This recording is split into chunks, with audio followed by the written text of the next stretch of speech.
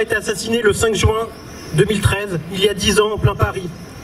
Il a été assassiné par des militants néo-nazis dont l'idéologie mortifère, xénophobe et réactionnaire est aux antipodes des projets de société pour lesquels Clément se battait. Clément était un militant syndicaliste, antifasciste et antispéciste. On est en mode rassemblement hommage, mais pas que. On est là aussi pour se souvenir de comment Clément a été assassiné, c'est-à-dire attaqué par l'extrême droite avec de nombreux camarades.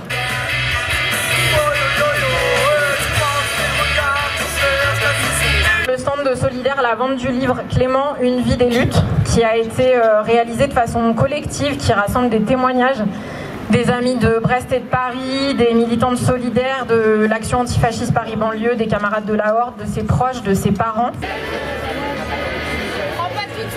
Nous sommes rassemblés pour rappeler que l'extrême droite tue, que le fascisme reste un danger mortel pour notre camp social. Nous avons été nombreuses et nombreux à nous dire ce jour-là que ce meurtre éminemment politique devait être le dernier. Nous ne pensions plus jamais ça. Pourtant, il y a un an, c'est Federico Martin Ambourou qui mourait sous les balles de l'extrême droite. En décembre, des bandes de fachos tentaient d'organiser des ratonnades en marge d'un match de l'équipe de foot du Maroc, à côté Annecy.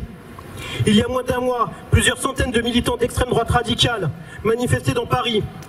Ces derniers mois, l'extrême droite a multiplié les attaques violentes contre des piquets de grève, contre des lieux d'hébergement de migrants et de migrantes.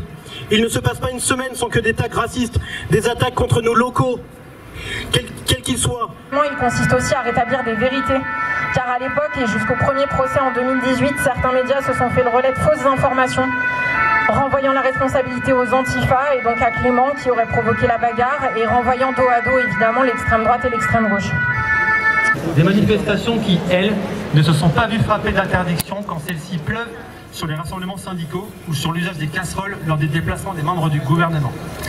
Ce deux poids deux mesures est inacceptable. Empêtrés dans la crise politique qu'ils ont ouverte avec leur réforme des retraites, Emmanuel Macron et ses ministres tentent d'en sortir en surfant sur les thèses d'extrême droite, banalisant les idées racistes. Cette dédiabolisation menée au sommet de l'État a des conséquences concrètes. Aujourd'hui, l'accès au pouvoir de l'extrême droite n'est pas une fiction. Avec près de 90 députés RN à l'Assemblée nationale, le risque est réel et palpable. Comme l'a démontré l'histoire, en période de crise, la bourgeoisie se réfugie derrière le fascisme pour préserver les intérêts du capital. En parallèle, les groupuscules ultra-violents pullulent et agissent, la plupart du temps en toute impunité, voire avec la complicité du pouvoir et de la justice. Quel que soit son vernis et sa respectabilité, l'extrême droite n'a pas sa place ni dans nos cités, ni dans nos lieux de travail, ni dans nos lieux de vie, ni dans nos lieux d'études. Nous n'aurons de cesse de la dénoncer et de combattre comme le faisait Clément. Nos organisations syndicales réaffirment leur détermination à lutter contre l'extrême droite sous toutes ses formes. Elles rappellent leurs valeurs de solidarité, d'internationalisme et de lutte contre les racismes, la xénophobie et le nationalisme.